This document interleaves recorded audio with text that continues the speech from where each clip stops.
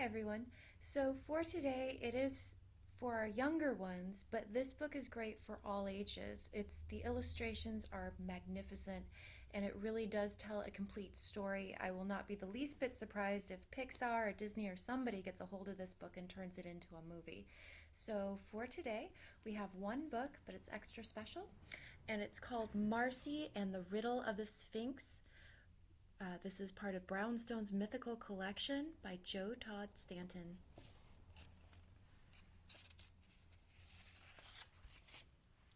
Marcy and the Riddle of the Sphinx.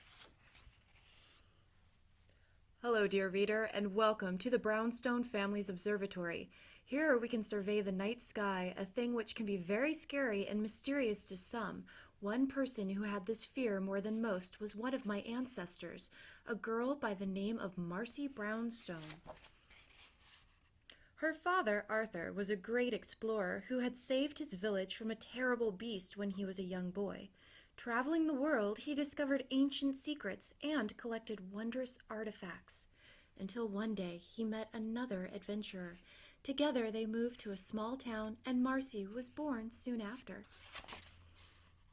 Every evening, Marcy loved to listen to the tales of her father's adventures. She never quite believed him. After all, he was very old and far too portly. But at night, everything changed.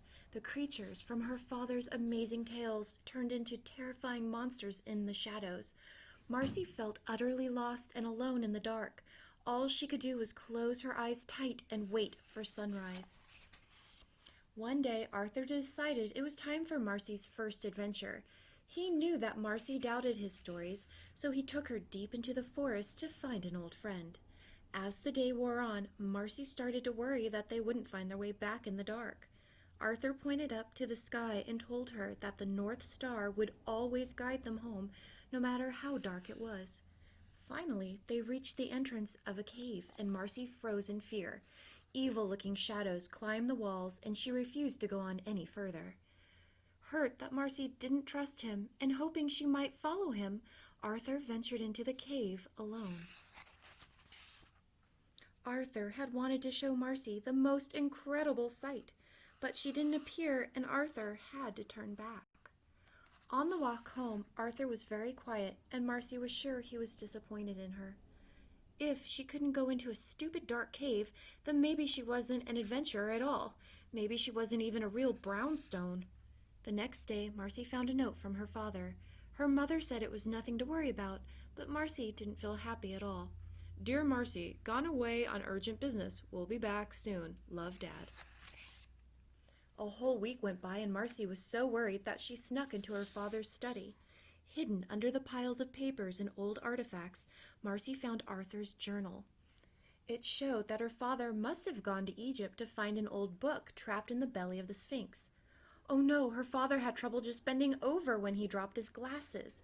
Marcy would have to help him, somehow. Just then she noticed the magical feathers of Windweaver tucked into the brim of her father's old hat. Arthur had told her that carrying a feather from this mighty bird would grant someone help in a time of need. Marcy smiled and put it on.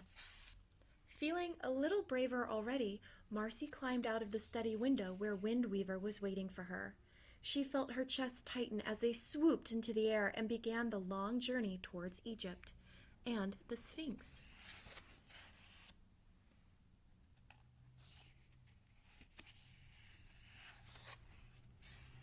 Marcy landed at the feet of a strange creature sitting on a massive throne.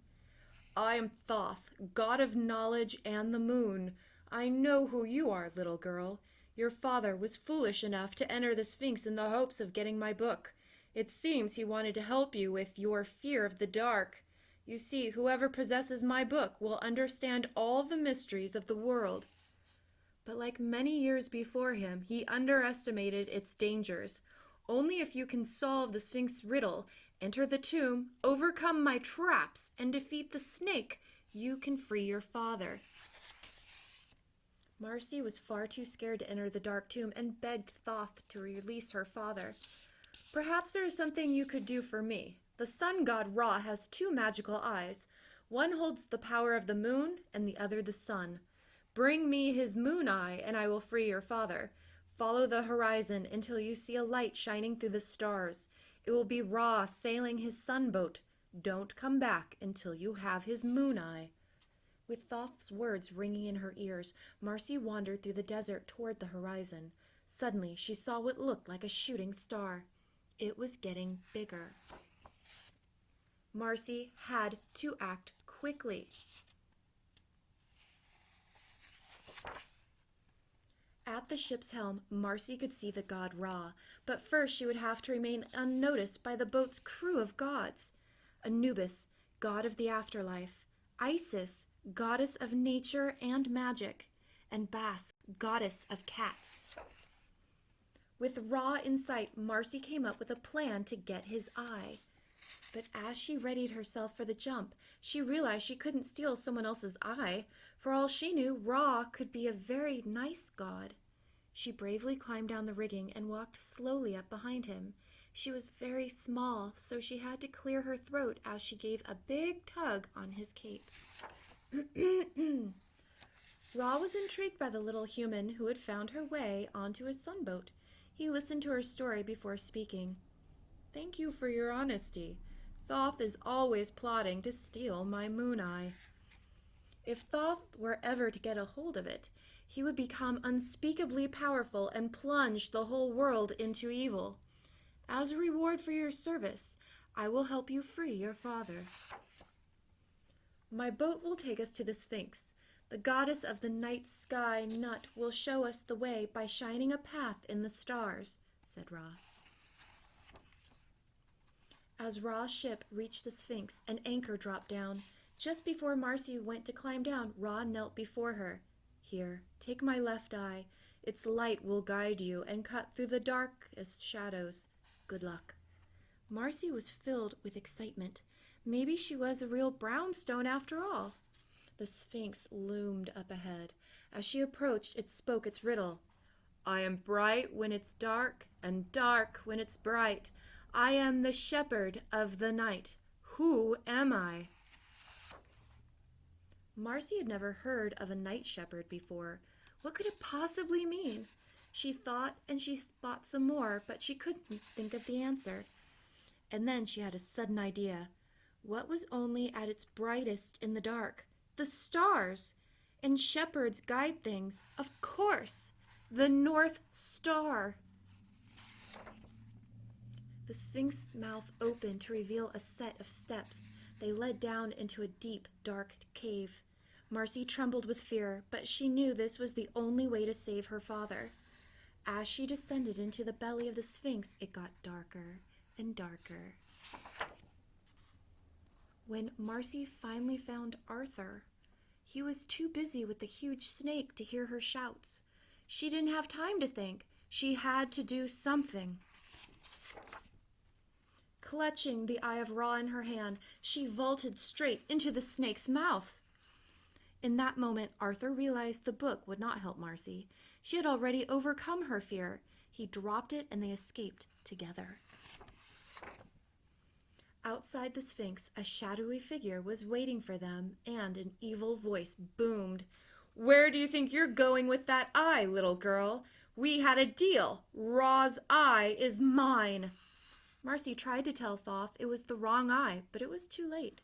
As he took the eye, there was a flash of white, a crack of thunder, and then silence. All that was left of Thoth was a tiny bird and Ra's magic eye. Ra appeared and picked up his eye, placing the tiny bird on his shoulder. "He will grow again and try to steal my moon eye, but for now he's harmless."